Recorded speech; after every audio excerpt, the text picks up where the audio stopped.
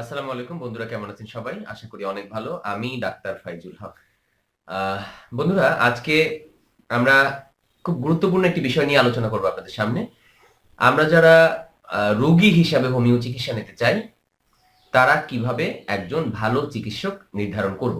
এই বিষয়টা আমাদের সকলের জানা দরকার। মাথায় রাখতে হবে যে হোমিও চিকিৎসাটা হচ্ছে সারা পৃথিবীতে যত চিকিৎসা পদ্ধতি আছে সবচেয়ে কঠিন আর জটিল একটা প্রক্রিয়া। আবারও বলি, আপনাদের কাছে মনে হয় না অনেক সহজ? গ্রামের একটা মানুষ হুট করে একটা হোমিও চেম্বার নিয়ে বসে গেল, খুব সহজ মনে হয় না? বই পড়ে চিকিৎসা শুরু করলো। তা আবারও বলি যে পৃথিবীতে যত চিকিৎসা পদ্ধতি আছে সবচেয়ে কঠিন একটা পদ্ধতি। কিভাবে? হোমিওপ্যাথিতে প্রায় 5,000, 4,500 থেকে 5,000 মেডিসিন আছে। আবারও মাথায় রাখেন, 4,500 থেকে 5,000 মেডিসিন আছে হোমিওতে। এই মেডিসিনগুলোর প্রত্যেকটা মেডিসিনের এক একটা নির্দিষ্ট চরিত্র বা নির্দিষ্ট বৈশিষ্ট্য আছে। যেমন আপনি আমার মতো না, আমি আপনার মতো না। আমাদের যেমন একটা নির্দিষ্ট বৈশিষ্ট্য আছে না, একটা ক্যারেক্টার নিয়ে আমরা থাকি। আমাদের চালচলন, আমাদের আচার, আমাদের কথা বলার স্টাইল, আমাদের সবকিছু কিন্তু আলাদা। তেমন প্রত্যেকটা হোমিও মেডিসিনেরও কিন্তু এরকম আলাদা আলাদা বৈশিষ্ট্য আছে, যে বৈশিষ্ট্য দিয়ে হোমিও মেডিসিনকে চেনা যায়। আপনি যেমন আমার আচরণ দিয়ে, আমার চেহারা দিয়ে, আমার কথার স্টাইল দিয়ে, কথার স্বর দিয়ে আপনি আমাকে চিনবেন, তেমন এরকম নির্দিষ্ট কিছু বৈশিষ্ট্য আছে প্রত্যেকটা হোমিও মেডিসিনের আলাদা আলাদা, যা দিয়ে হোমিও মেডিসিনকে আলাদা করা যায়। এটা গেল 1 নম্বর পয়েন্ট। 2 নম্বর হচ্ছে, এই 4,500 মেডিসিন বা 5,000 মেডিসিনের মধ্য থেকে মাত্র একজন রোগীর জন্য একটা মেডিসিন সিলেক্ট করতে হয়। কি ভয়ঙ্কর ঘটনা দেখেন!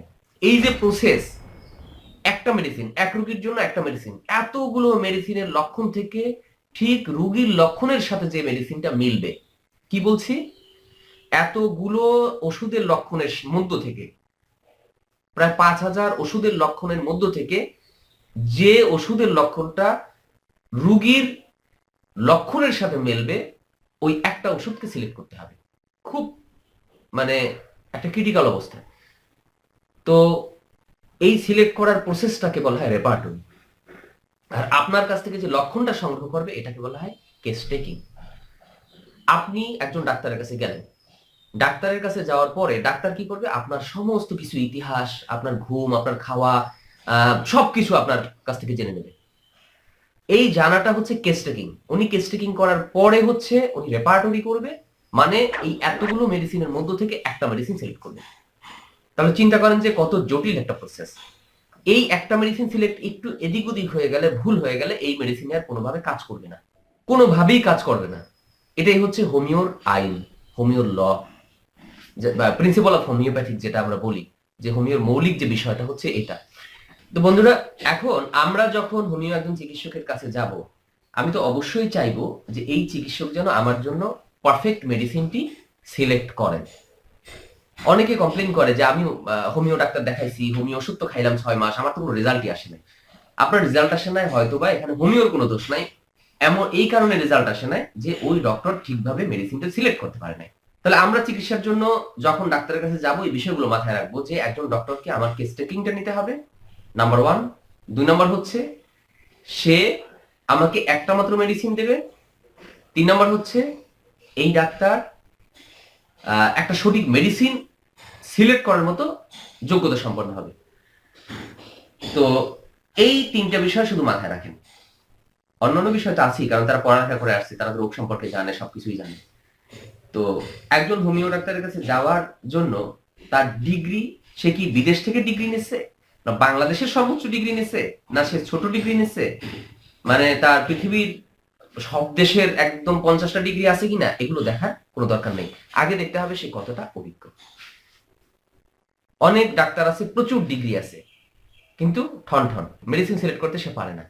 এখন হোমিওর নামে আবার কিছু অপহোমিও আছে, যেমন প্যাটেন্টেড নিয়ে আরেকদিন আলোচনা করবো আমরা। তাহলে আমাদের চিকিৎসার জন্য যেতে হবে এমন ডাক্তারের কাছে যে ডাক্তার এই মেডিসিন সিলেকশনে অভিজ্ঞ। এরপর আছে হচ্ছে ডোজ নির্ধারণ করা, শক্তি কি, মাত্রা কি। এখানে কেউ 50 সহস্রতমিক শক্তি ব্যবহার করে, কেউ শততমিক ব্যবহার করে। শততমিক ব্যবহার করলে সে কিভাবে ব্যবহার করে, 50 সহস্রতমিক ব্যবহার করলে সে কিভাবে ব্যবহার করবে, কোন শক্তি ব্যবহার করবে, কোন মাত্রায় ব্যবহার করবে। ঔষধের হ্রাসবৃদ্ধি যে আছে, হ্রাসবৃদ্ধি সম্পর্কিত ধারণা আছে কিনা। এই বিষয়গুলো খুব একটু জটিল লাগতেছে আপনাদের কাছে, কিন্তু একটু একটু বোঝা দরকার।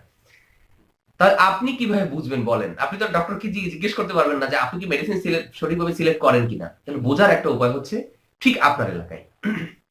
দেখেন আপনি যে এলাকায় আছেন ওই এলাকায় দেখবেন অনেক ডাক্তারের মধ্যে একজন ডাক্তার আছে যে ডাক্তার এরকম একটা মেডিসিন দিয়ে চিকিৎসা করে, যে ডাক্তার রুগীকে অনেকক্ষণ সময় দেয়, রুগীর সাথে মানে অনেক সময় নিয়ে রুগী দেখে, যে ডাক্তারের সম্পর্কে এলাকায় মোটামুটি একটু সুনাম আছে, যে ডাক্তার অনেকগুলো মেডিসিন একবারে দেয় না। হ্যাঁ, আপনার এলাকায় আপনার সেই ডাক্তারের যদি ডিগ্রি খুব ছোটও হয়, আমি মনে করি ওই ডাক্তারের কাছে যাওয়াই আপনার জন্য ভালো হবে। হোমিও চিকিৎসার সাথে ডিগ্রির কোনো সম্পর্ক নাই ভাই।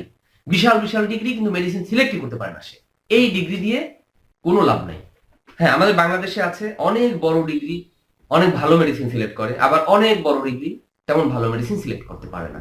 আবার আমাদের দেশে অনেক ছোট ডিগ্রির ডাক্তার আছে যারা খুব ভালোভাবে মেডিসিন সিলেক্ট করছে, খুব ভালোভাবে চিকিৎসা দিয়েছে পেশেন্টকে। তো এই ব্যাপারটা মাথায় রাখেন। আর বড় বড় ডাক্তার খোঁজার জন্য সাবধান, টিভি বিজ্ঞাপন কোনোদিন ভুলেও যাবেন না ওদের কাছে। 10 থেকে 14 লাখ টাকা টিভির পিছনে দিতে হয়, বিজ্ঞাপনের পিছনে দিতে হয়। কই পায় টাকাগুলো? আপনার পকেট থেকে নেয় ভাই। বিশাল বিশাল ডিগ্রি আছে, অমুক জায়গা থেকে পাশ করছে, এই ডিগ্রি আছে, ইন্ডিয়া থেকে পাশ করছে, গ্রিস থেকে পাশ করে আসছে, আমেরিকা থেকে ডিগ্রি আছে, লন্ডনের ডিগ্রি আছে। কোনো লাভ নাই। যে বেশি এরকম ডিগ্রি বাহাদুরি করবে, আপনি হ্যাঁ যদি সে ভালো ডাক্তার হয় তার কাছে যাবে, কোনো সমস্যা নাই, কিন্তু ডিগ্রি দেখে কোনোদিন ভুলেও হোমিও ডাক্তারকে দেখাবেন না। হোমিও ডাক্তার দেখানোর মাপকাঠি এটা, যে ডাক্তার বেশি সময় নিয়ে দেখবে রুগী। 2 নম্বর হচ্ছে যে ডাক্তারের মেডিসিন সিলেক্ট ভালো হবে, যে ডাক্তারের এলাকায় দীর্ঘদিন আছে, সুনাম হবে। সে ছোট ডাক্তার, তার ডিগ্রি ছোট হোক বা বড় হোক, এটা দেখার বিষয় না। আপনার বাসার পাশে খুঁজে দেখেন, এমন অনেক হোমিও ডাক্তার আছে। অনেক ধন্যবাদ, আশা করি বুঝতে পারছেন। আমরা এই হোমিও নিয়ে ধারাবাহিকভাবে আরো ভিডিও দেব। হোমিওর মধ্যে কি ঝামেলাগুলো হচ্ছে এগুলো নিয়ে আমরা ধারাবাহিকভাবে ভিডিও দেব। সাবধান করছি, পোস্টার মারা 1 ঘন্টায় ভালো হয়ে যাবেন, জার্মানি ওষুধে ভালো হয়ে যাবেন, আমেরিকার বিডি কোম্পানি নাই এখন। আমেরিকার বিডি ওষুধ দিয়ে আমি চিকিৎসা করি, বাংলাদেশি দিয়ে চিকিৎসা করি না। এরকম কথার ফুলজুরি দিয়ে যদি আপনার কাছে প্রচুর টাকা দাবি করে, হ্যাঁ 10,000 টাকা দেন, 5,000 টাকা দেন, মনে করতে হবে এখানে ঝামেলা আছে। অনেক ধন্যবাদ যারা আমাদের সাথে ছিলেন। চ্যানেলটি সাবস্ক্রাইব করুন। আপনাদের ভালোবাসা আমাদের দরকার, আপনারা আমাদের পাশে আছেন, এটা আমাদের জন্য অনুপ্রেরণা। লাইক দিন, কমেন্ট করুন, শেয়ার করুন। আল্লাহ হাফেজ।